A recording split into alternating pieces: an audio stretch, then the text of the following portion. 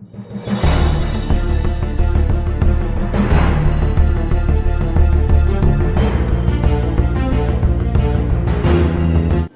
नमस्कार, आपका स्वागत है। मित्रों आज हम हस्तरेखा से कालसर्प योग को कैसे पहचानें इस विषय पे चर्चा करने चल रहे हैं। मित्रों कुंडली से तो कालसर्प योग कैसे पहचानें इसके विषय पर हमने पीछे वीडियो बना रखी है, आप उसे देख सकते हैं। पर बहुत बार संशय खड़ा हो जाता है कि कुछ कुंडलियों में लोग कहते हैं कालसर्प योग है, कुछ कहते हैं नहीं है, कुछ कहते हैं अच्छा है, कुछ कहते हैं खराब है। आखिर हम कैसे समझेंगे कि कालसर्प योग वास्तव में उस व्यक्ति को जीवन में प्रभाव दे रहा है या नहीं दे रहा है। मित्रों सबसे पहली बात तो ये है कि कालसर्प योग जो होता है, इस योग की एक खासियत होती है, ये हमेशा व्यक्ति को नकारात्मक स्थितियों को ही देने वाला नहीं होता है, बल्कि बहुत ही अच्छी स्थितियों को भी देने वाला होता है। कोई भी व्यक्ति बिना जीवन में संघर्ष किए आगे नहीं बढ़ सकता है। कालसर्प योग जिन व्यक्तियों को ऊपर ले जाना चाहता है, उनके जीवन में संघर्ष देकर, उस संघर्ष का अनुभव करवाकर उनको आगे ले जाता है। और देश विदेश के बहुत ही प्रसिद्ध लोग हैं जिनकी कुंडली में कालसर्प योग मौजूद है। अगर कुंडली में राहु अच्छा है, राहु की पोजीशन अच्छी है, राहु की दृष्टियाँ अच्छी हैं, राहु पर अच्छी दृष्टि है, राहु सही भाव में बैठा हुआ है और तब कुंडली में कालसर्प योग बन रहा है, तो व्यक्ति को बहुत अच्छी पोजीशन प्राप्त होती है। हाँ, ये पोजीशन संघर्ष के साथ में मिलती है। ऐसा नहीं होता है कि किसी की कुंडली में कालसर्प योग भी है और बिना संघर्ष के जीवन उन्नत हो जाएगा। कालसर्प योग व्यक्ति को संघर्ष करवाता है, संघर्ष करवा कर जीवन के सारे अनुभव देते हुए उसे ऊंचाइयों पर लेकर जाता है। बहुत कम केस में ऐसा होता है कि कालसर्प योग व्यक्ति को पूरी तरह डाउनफॉल दे देता है। ऐसा तभी होता है जब कुंडली में राहु की पोजीशन बहुत अधिक खराब होती है और किसी भी तरीके का राहु को सपोर्ट नहीं मिल पाता है। कुंडली में अच्छा सपोर्ट अगर राहु को नहीं मिल रहा है और राहु स्वयं में भी काफ़ी खराब स्थिति में है, तब अगर कुंडली में कालसर्प योग बन रहा है या कालसर्प दोष बन रहा है, तो वो व्यक्ति को बहुत अधिक परेशानियाँ क्रिएट कराता है, जीवन में समस्याएँ लाता है। मित्रों आज हम आपको ये जानकारी देने चल रहे हैं कि हाथ से कैसे जानें कि व्यक्ति के जीवन में कालसर्प योग है या नहीं है तो कैसा है, अच्छा है या खराब है, और यदि कालसर्प दोष का कुछ नकारात्मक प्रभाव है तो उसका उपाय क्या है। मित्रों इसके लिए ये हस्तरेखा का हमने ग्राफ ले रखा है, फिगर ले रखा है। इसमें आप देखें, यदि किसी की भी कुंडली में जो भाग्य रेखा होती है वो बिल्कुल खड़ी सीधी ना चल करके बल्कि सर्पनुमा आकृति में चलती है, तो इस तरीके की जो भाग्य रेखा होती है, ऐसे लोगों के जीवन में कालसर्प योग का प्रभाव मौजूद होता है। अगर कुंडली में भी कालसर्प योग बन रहा है और हाथ में ऐसी रेखाएं चल रही हैं, तो आप मान लें कि आपके जीवन में कालसर्प योग जैसे हालात मौजूद हैं। ऐसे लोगों के जीवन में भाग्य सीधा ना चलकर आड़ा तिरछा चलता है। ऐसे लोगों के जीवन में संघर्ष काफ़ी अधिक होता है। जीवन के हर क्षण पर कुछ ना कुछ नई बाधा, नई परेशानियां, नया संघर्ष, नया मोड़, नए तरह का कुछ होता रहता है और इन सारी जो बाधाएं हैं इनको झेलता हुआ व्यक्ति आगे बढ़ता है और इसी को कालसर्प योग कहते हैं। हमेशा जान लें, सिर्फ भाग्य रेखा ही नहीं, अन्य रेखाएं भी अगर इस नुमा लहराते हुए सर्प के नुमा चल रही हैं, तो ये सारी रेखाएं भी व्यक्ति की उन्नति की ही घोतक होती हैं, उन्नति ही दिखाती हैं, लेकिन वह उन्नति सीधे तौर पर ना होकर के लहराती स्थिति यानी कि जीवन के संघर्ष को बताती हुई स्थिति होती है। जिस किसी की कुंडली में, जिस किसी के हाथ में ये भाग्य रेखा है लहराती हुई गई और ऊपर जाके 2 शाख बन जाती है, तो ये पूरी तरीके से सर्पनुमा आकृति यानी फन की आकृति बना लेती है। और ऐसे लोगों की जब आप कुंडली देखेंगे तो उसमें कालसर्प योग आपको दिखाई पड़ेगा। जिनकी कुंडली में कालसर्प योग है, अगर उनके हाथ में भी ऐसी स्थितियां हैं, तभी जीवन में संघर्ष होता है। अगर किसी की कुंडली में कालसर्प योग तो बना है, पर जो भाग्य रेखा है बिल्कुल सीधी है, अच्छी है, और भाग्य रेखा कहीं पर भी कटी फटी नहीं है, बिल्कुल सलीके से जा रही है, एक सीधी धार में जा रही है, तो ऐसे व्यक्तियों का भाग्य बहुत अच्छा होता है। उनके ऊपर काल सर्प योग होने पर भी संघर्ष जीवन में नहीं आता है और वो जिस क्षेत्र में रहते हैं एक ही क्षेत्र में आगे बढ़ते सफल होते चले जाते हैं। ऐसा आप एक नहीं, किसी भी कुंडली में देखें, हाथों में देखें, ऐसा ही दिखेगा।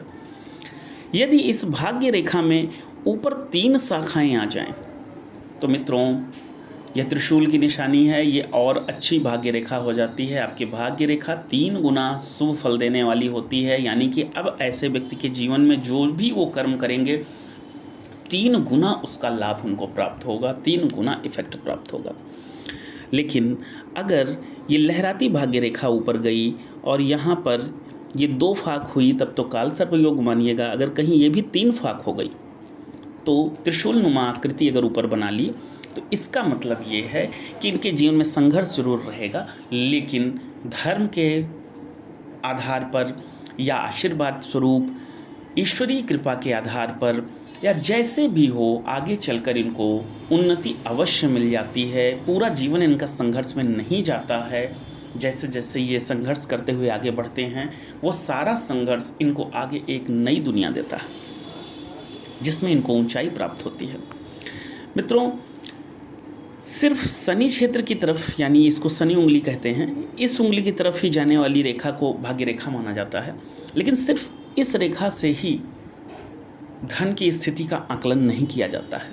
इसके अलावा ऊपर जाने वाली जितनी भी रेखाएं किसी भी अन्य उंगली की तरफ जाती हैं, ये सारी की सारी रेखाएं उन्नति ही दिखाती हैं। आर्थिक उन्नति, आध्यात्मिक उन्नति, नाम की उन्नति, ज्ञान की उन्नति। जैसे जो रेखा गुरु की तरफ ऊपर जाती है, ऐसे व्यक्ति ज्ञान की उन्नति करते हैं और इस ज्ञान की उन्नति के माध्यम से धनार्जन भी कर सकते हैं। अक्सर करके आज के युग में, चूँकि अर्थ युग है, पहले ऐसे लोग बहुत ज्ञानी माने जाते थे, नाम सम्मान पाते थे, पर आज के समय में ये लोग धन भी पाते हैं, क्योंकि अर्थ युग है, वो अपने ज्ञान से धन की प्राप्ति करते हैं। जिन भी व्यक्तियों के शनि क्षेत्र में है, तो ये तो भाग्य की रेखा है, धन की रेखा है। ऐसे लोग जो भी काम करते हैं, जितनी अच्छी रेखा होगी उतना अच्छा धन का स्रोत उनका बनता है। जिन लोगों की रेखा इस तरह सूर्य पर्वत की तरफ जाती है, ये सूर्य पर्वत है, सूर्य पर्वत की तरफ जाती है, ऐसे लोग उन्नति करते हैं। नाम, यश, कीर्ति, अधिकार, पोजीशन, पद, प्रतिष्ठा की प्राप्ति होती है इनके जीवन में और उस माध्यम से इनको धन प्राप्त होता है। जैसे कोई बहुत बड़े ओहदे पर व्यक्ति है और उसको बड़ी प्रसिद्धि मिली है, उस प्रसिद्धि के माध्यम से, कला की प्रसिद्धि के माध्यम से वो धन प्राप्त करता है। जिस व्यक्ति का बुध क्षेत्र की तरफ रेखा बिल्कुल निर्दोष रेखा होनी चाहिए, इस बात का ध्यान रखिएगा। ये जो बुध की रेखा है, इसके विषय में हम खास बता रहे हैं। ये जो रेखा चलती है, अगर ये रेखा कटी फटी है, दोष युक्त है या किसी भी तरीके से खराब स्थिति में है, तो ये रेखा स्वास्थ्य के लिए अच्छा नहीं माना जाता है। लेकिन अगर ये रेखा हर तरह से अच्छी है, कटी फटी नहीं है और अच्छी लालिमा भरे हुए ये रेखा है और बुद्ध पर्वत तक जा रही है, तो ऐसे लोग अपने बुद्धि के प्रयोग से, अपने कौशल, अपने ज्ञान के प्रयोग से, यहाँ दोनों ज्ञान में फ़र्क है। ये जो ज्ञान है ये आध्यात्मिक ज्ञान होता है और ये जो बुद्धि वाली ज्ञान होता है, जो कि सांसारिक जीवन में, भौतिक जीवन में यूज होता है, इसके माध्यम से, अपने प्रोफेशन के माध्यम से, अपने कैरियर के माध्यम से उन्नति प्राप्त करते हैं। ऐसे लोग बहुत अच्छी पढ़ाई कर ले जाते हैं। अगर हाथ में यहाँ पर 3 रेखाएं मौजूद हों बुध क्षेत्र पे और ये रेखा हो, तो ऐसे व्यक्ति अपने पढ़ाई के क्षेत्र में बहुत उन्नत दर्जे पे चले जाते हैं। मित्रों, हम चर्चा काल सर्प दोष पर कर रहे हैं। अगर ये रेखाएं लहराती हुई जा रही हैं, तो ऐसे व्यक्ति के जीवन में जो पढ़ाई होगी, जो ज्ञान होगा, उसमें उसको काफ़ी संघर्ष का सामना करना पड़ेगा। इसी तरह सूर्य रेखा पे जा रहा है, तब इसकी इच्छा तो यश प्राप्त करने की ही है, प्रसिद्धि प्राप्त करने की ही है, पर यह जो रास्ता है सीधा ना होकर के जाएगा, बहुत अधिक दिक्कतों का सामना करना पड़ेगा। और अगर यहाँ 2 फाक है, तो पूर्ण रूप से काल सर्प दोष, उसकी जो प्रतिष्ठा पाने की ख्वाहिश है, उस ख्वाहिश पर ये काफ़ी संघर्ष, काफ़ी बाधाएं क्रिएट करेगा। लेकिन अगर वह कर्म करता रहेगा तो निश्चित तौर पर यह प्राप्त होगा। इसी तरीके से धन के हालात, अगर धन के हालात पे ऐसे रेखा गई है, तो ऐसे व्यक्तियों को काफ़ी आर्थिक रूप से समस्याओं का सामना करना पड़ता है और ये कालसर्प दोष की यहाँ पर आर्थिक रूप से परेशानियाँ क्रिएट होती हैं, लेकिन इनको भी सफलता प्राप्त होती है काफ़ी संघर्ष करने के बाद। और जिन लोगों का गुरु क्षेत्र पे जाता है तो इनकी इच्छा आध्यात्मिक क्षेत्र की सफलता के लिए होती है। जो ज्ञान, अध्यात्म से भरा ज्ञान, इस क्षेत्र में ऐसे लोग बहुत अधिक परेशान होते हैं सफलता प्राप्त करने के लिए। तो काल सर्प दोष का जो प्रभाव होता है विशेष करके यहाँ होता है। पर ये जितनी भी रेखाएं हैं ये सब उन्नति की ही घोतक हैं, यानी कि व्यक्ति को ऊंचाई ही देने के लिए ये सारी स्थितियाँ क्रिएट होती रहती हैं। तो मित्रों, इस तरीके से आप लहराती रेखाओं को जहाँ कहीं भी देखें, आप समझ लें अगर ये रेखाएं भाग्य रेखा है, सूर्य रेखा है, गुरु रेखा है या बुध रेखा है, तो समझ लें कि ये काल सर्प दोष को ही इंडिकेट कर रहा है।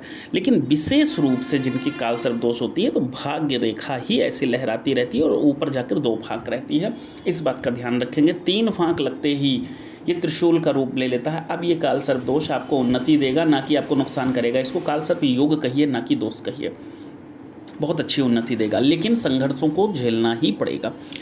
अब एक उपाय बताते हैं मित्रों। किसी की अगर हाथ में काल सर्प का स्थिति बन रहा है, कुंडली में भी बन रहा है, और उसको ऐसा लगता है कि जीवन बहुत अधिक संघर्ष के साथ चल रहा है, बहुत सारी मुसीबतें परेशानियां आ रही हैं, स्वास्थ्य की दिक्कत आ रही है, हेल्थ की दिक्कत आ रही है, कर्म कर रहे हैं पर कर्म का कोई भी रिजल्ट नहीं प्राप्त हो रहा है, तो इसके लिए एक आज बहुत अच्छा उपाय हम आपको बताने जा रहे हैं।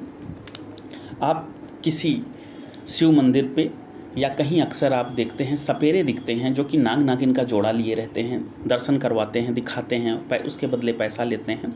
ऐसे किसी सपेरे से आप नाग नागिन के जोड़े का मूल्य प्राप्त कर लें, पता कर लें, और उस नाग सपेरे को उस नाग नागिन के जोड़े के खरीदने के रूप में आप जो भी पैसा उसकी मांग है आप उससे अपना जायज़ मांग पर उतना पैसा आप उसे दे दें, और उसी सपेरे के माध्यम से उस नाग नागिन को किसी जंगल में, किसी शांत स्थान पर जहाँ पर पब्लिक प्लेस ना हो, दूर दूर तक पब्लिक प्लेस ना हो, उस नाग नागिन को छुड़वा दें।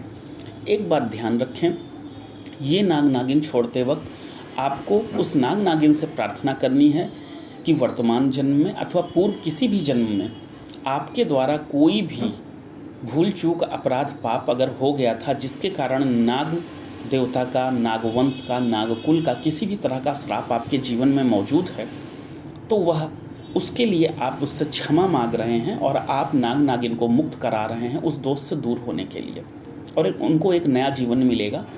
और नाग नागिन का जो आशीर्वाद आपको प्राप्त होगा उस आशीर्वाद से आपका यह दोष पूर्णतया समाप्त हो जाएगा। मित्रों, एक बात ध्यान दें, ये नाग नागिन को आपको स्वयं नहीं छोड़ना है, किसी भी तरह का रिस्क आप ना लें, खतरा कोई भी मोल ना लें, इसको किसी सपेरे के माध्यम से ही करवाएं। दूसरी चीज़, उसका जो मूल्य है वो सपेरे को दें। तीसरी चीज़, आप ये जो नाग नागिन छोड़ा जाएगा ये ऐसे स्थान पर जंगल में ही छुड़वाएं जहाँ किसी व्यक्ति को ये नाग नागिन के द्वारा खतरा ना पहुँचे, यानी कि दूर दराज किसी शांत जंगल में जहाँ दूर दूर तक पब्लिक प्लेस ना हो, उस नाग नागिन के कारण किसी और को दिक्कत ना हो और उस नाग नागिन को भी अपना जीवन प्राप्त हो। वो सपेरे के पास एक बंधक के रूप में है जो कि मृत्यु से भी ज़्यादा दुष्कर हो जाता है उसके लिए। जब वह मुक्त होगा तो वो आपको आशीर्वाद देगा, और वो जोड़ा जो आशीर्वाद देगा उस आशीर्वाद के चलते आपके जीवन में जो समस्याएं हैं वह दूर होंगी, और आपके पूर्व जन्मों से जो ये काल सर्प दोष नाम की चीज़ बनकर आई है ये समाप्त होगी।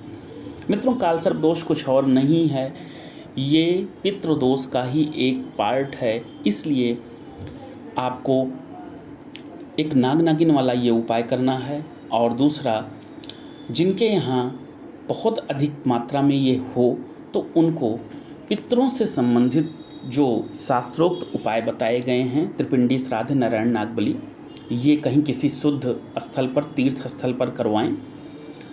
और इसके साथ जो सक्षम नहीं है ये करा पाने में, जो पितृपक्ष चलते हैं शारदीय नवरात्र के पहले 15 दिन के, उस पितृपक्ष में आप अपने पितरों के नाम से फलदान, अन्नदान, वस्त्रदान, धन दान, ये सारे दान आप ज़रूरतमंद लोगों को, गरीबों को, ब्राह्मणों को, आश्रमों में जहाँ ज़रूरतमंद लोग हैं उनको आप ये दान करें अपने पितरों के निमित्त, तो आपको पितरों का आशीर्वाद प्राप्त होने लगेगा और पितरों से संबंधित जो भी दुष्फल मिल रहा है वह शांत हो जाएगा। और ये नाग नागिन का उपाय जो ये आप जंगल में छुड़वाने वाला है ये करा दें, बहुत सतर्कता से कराएं, किसी भी तरह का कोई रिस्क ना लें, ये सपेरे से ही कराएं, स्वयं ना करें। जब ये नाग नागिन पूरी तरह स्वतंत्र हो जाएंगे, जंगल में अपने किसी घर में, अपने वन में, अपने घर में पहुंच जाएंगे, तो आपको जो आशीर्वाद देंगे वो आशीर्वाद ही आपका फलेगा। ऐसा जीवन में एक बार करें। जिनके कुंडली में बहुत अधिक समस्याएं हैं या जीवन में बहुत अधिक संघर्ष चल रहे हैं, वो 1-2 बार कर सकते हैं। और करने के लिए सबसे अच्छा मुहूर्त अमावस्या होता है। आप किसी भी महीने की अमावस्या को कर सकते हैं। अगर शनिवार दिन पड़ जाए, शनिश्चरी अमावस्या रहे, तो बहुत अच्छा है। मित्रों, ये उपाय करके आप काल सर्प दोष से पूरी तरह निजात पा सकते हैं। मैंने अपने जीवन में कई लोगों को ये उपाय करवाए हैं और इसका बहुत अच्छा रिजल्ट प्राप्त हुआ है। आप भी करके देखें, लाभ प्राप्त करेंगे। बस ध्यान रहे, नाग नागिन से आपको सतर्कता से सारे कार्य कराने हैं। स्वयं आप अपना हाथ ना लगाते हुए सपेरे के माध्यम से सारा कार्य करवाएं और सपेरे को उसका जो भी पारिश्रमिक है, जो भी वो उसके पैसे की, जो भी वो ये कार्य करने में आपसे दक्षिणा शुल्क जो भी मांगता है, आप अपने हिसाब से एक वाजिब दाम उसको दें, तब जा कर के ये आपको फलेगा। मित्रों, आज के लिए इतना ही। आगे फिर किसी अन्य विषय पर हम चर्चा करेंगे। तब तक के लिए जय महादेव।